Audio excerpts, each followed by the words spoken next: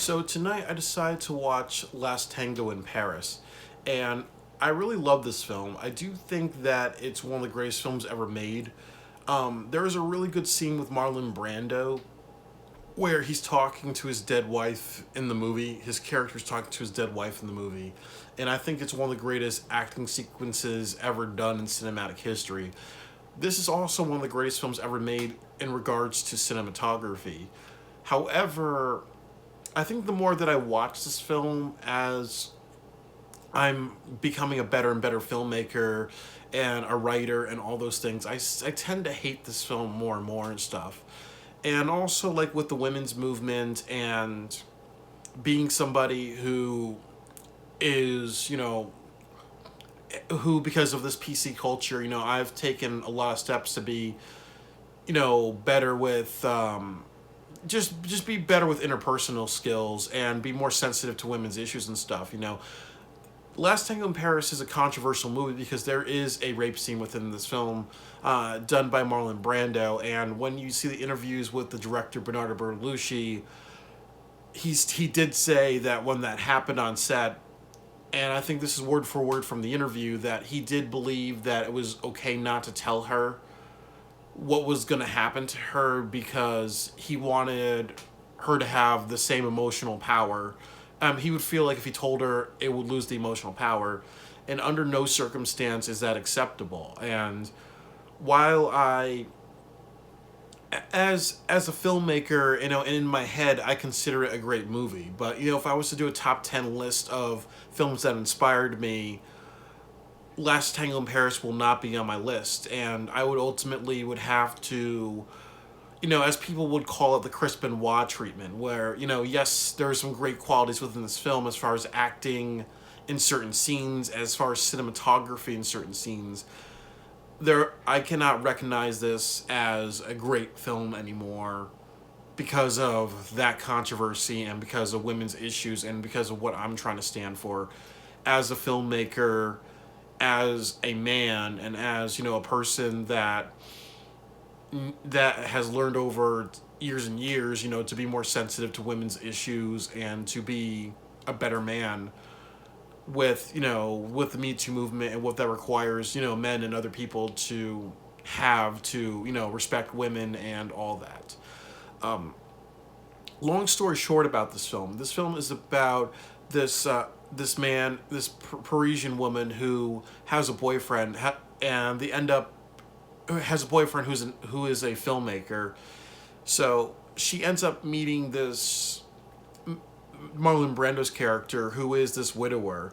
So they end up meeting up with each other, and they have liaisons in an apartment building, and I believe it's the apartment building where Marlon Brando's character, he's a widower because his wife committed suicide. That they have liaisons within that environment, and I really think that that's kind of the gist of the whole movie. And I think over time she kind of learns that through his behavior that this isn't just some sweet romance. This isn't just a guy to have sex with. This is a person with very serious coping psychological issues. And Marlon Brando, there is a scene where his wife is being prepared to be buried.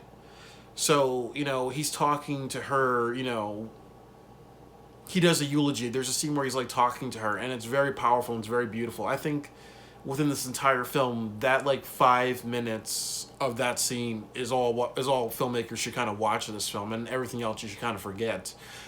But his acting within that scene is extremely spellbinding. The cinematography is very spellbinding, and the camera movement is very spellbinding within that.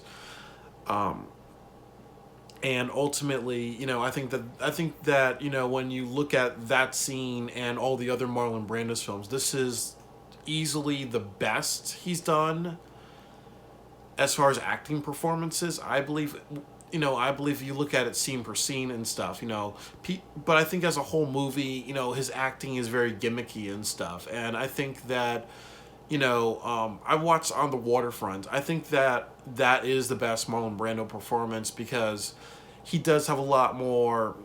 He's just like with Dustin Hoffman. He knows he can overdo it, and then it can kind of be a little too much. You know, in Streetcar Named Desire, I think like his character was so over the top, it lacked emotional verisimilitude.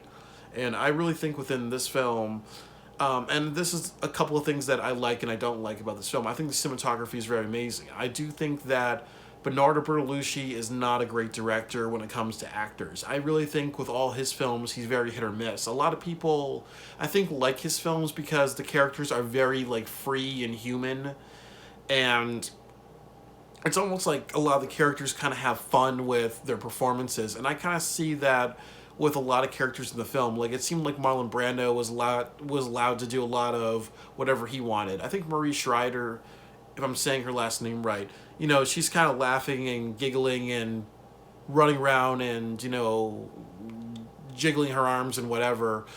That adds to a film to have a character be human and free and stuff, but then there are times when that's overdone.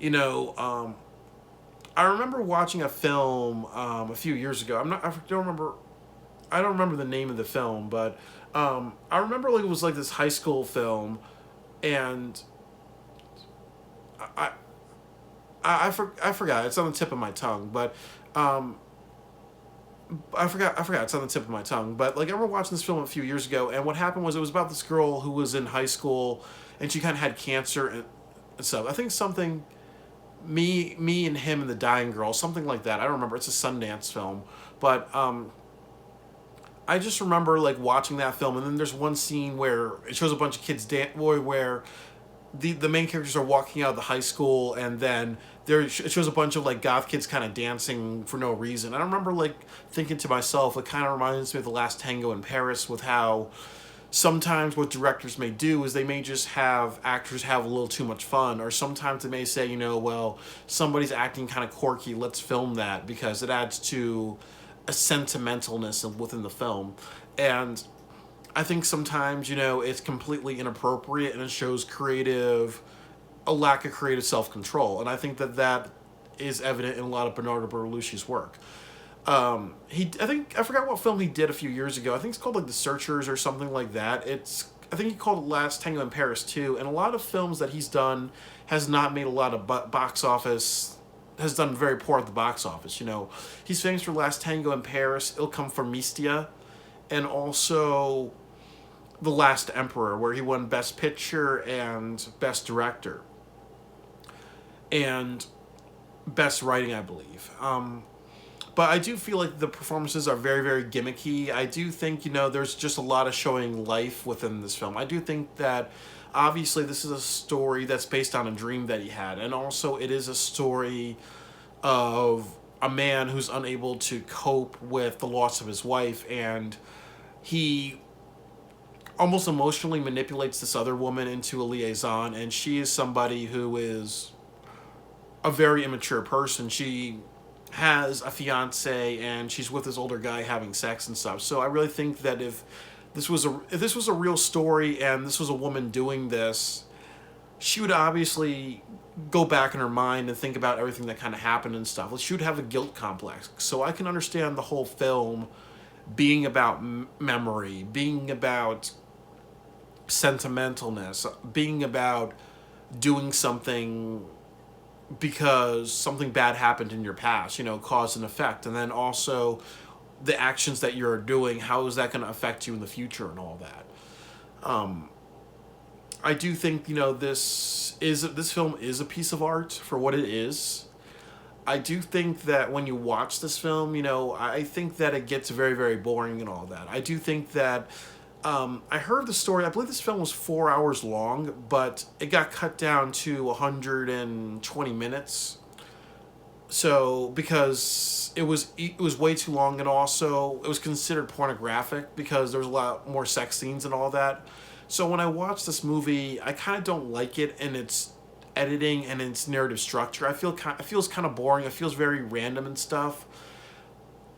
Marlon Brando's acting in the scenes where he is very emotionally powerful with his character, and he's lamenting, and he's getting those feelings out of a person who is upset that his wife committed suicide. In those scenes, that is the gravitas of this movie. I think everything else is just random bullshit. And unfortunately, there is a lot of, you know, Marlon Brando and Maria Schreier, there's a lot of them playing around naked, or one of them naked, or her naked a bunch of times, or her topless. And then there's the controversial butter rape scene. So I really think that even though this is a film about sex, this is also a film about the psychology around sex and abusive people and mental illness and lack of closure and that psychological complex. All those don't come into play correctly, and all those are kind of most of the time used correctly within this film, but I don't think they're explored to the level that it should have been explored to make this more of an insightful movie and stuff. When it comes to sex scenes in film, I think that Blue is the Warmest Color is a very, very good movie with sex scenes and how it kind of shows how characters react to what they did to each other or their feelings around when they've had sex. And I also think that you can even look at Midnight Cowboy as an excellent film about sex scenes and using sex and how a character has emotions and regrets and what sex means to them. So I think sometimes when you have a sex scene in a movie, you have to make sure it adds to character development. It's just not there to just get your rocks off or anything like that and stuff. And I really think that that's a failure within this film, that it's in there. It doesn't do too much for character development. And if it was part of that 4 hours of footage, and the hour and a half is just what we see and stuff, and the other part it's in there, I can kind of give a bit of a pass and all that. But I do think it's a really good film. I really think that I do have mixed feelings about it. I do have to give the Chris Benoit treatment, as far as, if I was ever to become a director in Hollywood, or if I was ever to get some awards and say, I love the cinematography of The Last Tango in Paris, I have to kind of delete that from my record because of the rape scene. I do think that, I love that the cinematography is inspired by Francis Bacon. I love the camera movements. The depth that Marlon Brando's acting gets to within this film, within lamenting about his wife, those things are powerful. Those things are what I take. Those things are inspires me. But I think everything else is gimmicky bullshit. And also, like, the rape scene is fucking egregious, and that's all I got to kind of say and stuff. The other thing I want to add real quickly is that with this film, I really think that the script writing, and I think, as I've said about Bernardo Bertolucci, he's very hit or miss. I think as a script, this film is very miss and stuff. I do think every character feels way too eccentric. Bernardo Bertolucci, I don't find him a good script writer. A lot of people like his scripts, I think, at that time, because they said, like, there's political messages, and he's Italian, so obviously some people can look at his work and say all of it was kind of metaphors for how bad fascism was. And I believe it was Franco who was in charge of Spain, so maybe some people say, like, his stuff was anti-fascism, because I believe fascism went on in Spain until the 70s or until, like, the 80s or something like that. I don't really follow that well. Unfortunately, growing up in America, there's a lot of things they don't teach you in high school. So, I never learned about Franco except one or two things, like, during World War II, but all that. But yeah, ultimately, I think that I think, like, Bernardo Bertolucci does get easily overrated. And that's all I got to kind of say. And I think that's maybe what I feel about this film. I do think that as a controversial film, as a sexual film, as a film that kind of opened doors for sexual content, and I kind of see why it made a lot of money within the early 70s. And this was also when Marlon Brando had that Oscar controversy and all that and stuff, So very, very different time. So I can understand why it got successful and why, some people hold it as a really great film and stuff, even to this day. But I do think that it is a film that I like because there are a lot of flaws. There's a lot of strengths within it, and there's a lot of flaws in it. And it's good when you find a film that's like that, because Obviously, we talk about how movies are great and stuff very easily, but we also need to talk about how movies are flawed and what we can do to be better directors and filmmakers and writers if we choose to go down that passion and as better storytellers. So that's all I gotta say about The Last Tango in Paris. It's definitely worth a watch. It is a very disturbing film. It's definitely very reflective of its time with how, unfortunately, women were treated on set. It's also very reflective of also a film that was trying to be controversial as possible because the 70s, Shock Valley got you a lot of attention. This is when Pink Flamingos, A Clockwork Orange, Straw Dogs, Last Tango in Paris, Debbie Does Dallas, and I Spit on Your Grave, Valley of the Dolls, all those really, really heavy-hitting, controversial films came out at that time. All right, that's all I gotta say. Thank you.